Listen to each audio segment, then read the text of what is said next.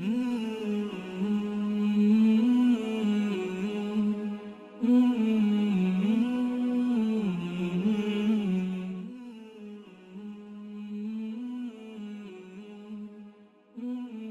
کسی شخص نے قرض دیا ہوا ہے اور اس کو 1 سال کے اندر اندر اس کو ملنا ہے قرض، اور ملنے کی اس کو پورا یقین ہے کہ قرض اس کو ملے گا،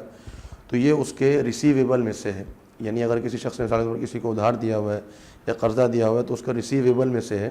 یعنی اس کو ملنے والا ہے، تو اس کو اپنے نصاب میں شامل کرے گا. جیسے مثال کے طور پہ کسی شخص کے پاس 50,000 روپے پڑے ہوئے ہیں اور اس نے 20,000 روپے کسی کو قرضہ دیا ہوا ہے، تو اب وہ زکوٰۃ 50,000 پہ نہیں نکالے گا بلکہ 70,000 روپے میں نکالے گا. اور اگر کسی شخص نے کسی کو قرضہ دیا ہوا ہے اور وہ ایک طویل مدت کے لیے ہے، یعنی 4 سال یا 5 سال کے لیے، تو اس میں علماء کا اختلاف ہے کہ زکوٰۃ اس پر کون ادا کرے گا.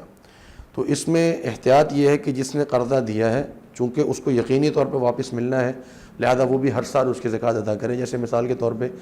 10 لاکھ روپے کسی کو دیے ہوئے ہیں اور 5 سال میں اس کو قسطوں میں واپس ہونے ہیں، تو وہ 10 لاکھ کے اوپر زکوٰۃ ادا کرے، کیونکہ اس نے اپنی مرضی سے دیے ہیں. اور جس شخص کے پاس موجود ہے، چونکہ اس کی بھی مالیت کے اندر شامل ہے، تو لہذا وہ بھی اس کے اوپر جو ہے وہ زکوٰۃ ادا کرے گا. لیکن اگر کسی شخص نے قرضہ دیا ہوا ہے اور معلوم نہیں ہے کہ وہ قرضہ واپس ملے گا یا نہیں ملے گا، پتہ نہیں ملے گا یا نہیں ملے گا، تو پھر اس پر وہ زکوٰۃ ادا نہیں کرے گا. تو جب وہ مل جائے، جو بیڈ ڈیبٹس جن کو ہم کہتے ہیں کہ ایسا قرضہ جس کے ملنے کی امید نہ ہو، تو اگر وہ مل جائے کسی وقت بعد میں، تو اس پر 1 سال کی وہ زکوٰۃ ادا کر دے. لیکن جب تک وہ نہیں ملتا اور وہ غیر یقینی کیفیت میں ہے تو اس پر وہ زکوٰۃ ادا نہیں کرے گا. اسی طرح اگر کسی شخص نے کسی کو قرضہ واپس کرنا ہے، تو اگر اس نے اسی سال واپس کرنا ہے تو وہ اپنے نصاب میں سے اپنی رقم کو مائنس کر دے گا، کیونکہ اس کے پیبل میں سے ہے. جیسے اگر اس نے مثال کے طور پہ اس کے پاس 1 لاکھ روپے کی رقم موجود ہے اور اس نے 30,000 روپے کسی کو قرضہ واپس کرنا ہے، اس نے لیا ہوا تھا، تو وہ زکوٰۃ 1 لاکھ روپے پہ نہیں نکالے گا، وہ 70,000 روپے پہ زکوٰۃ نکالے گا، کیونکہ اس نے ادا کرنے ہیں.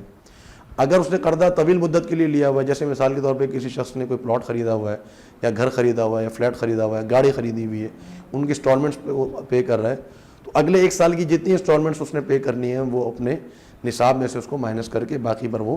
زکوٰۃ ادا کر دے گا. تو یہ قرض پر زکوٰۃ ادا کرنے کا طریقہ ہے.